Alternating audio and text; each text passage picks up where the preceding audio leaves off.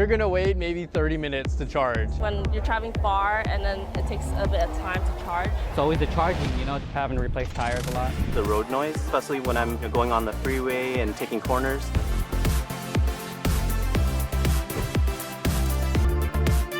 The most important feature for an EV tire is tread wear and sound. Range and comfort, definitely. You got to make sure it's safe and it holds the weight, because at the end of the day, the safety's first, right? I think it's important that it lasts long. Longevity. Definitely getting more mileage. The ability to withstand the regen braking. Having confidence that that rubber isn't going to give is really important. Most important feature to me in an EV tire is that it's going to last. You want your efficiency, you don't want to lose range, and you just want to last longer than 15, 20,000 miles. And something that has good warranty.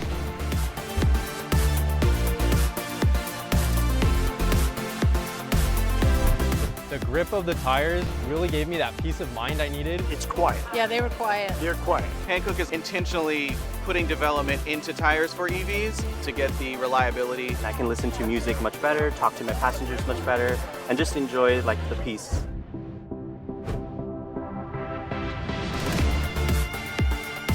We've had some pretty awesome innovation in tires for EVs. It's so important to get not just efficiency out of tires, but how do we get longevity out of it? How do we get performance so it's safe?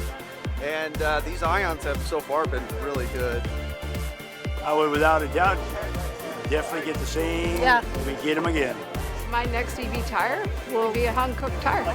When you're hauling the most precious cargo in the world in your back seat, doing your due diligence, getting a good set of tires that's going to perform for you, there's nothing more important.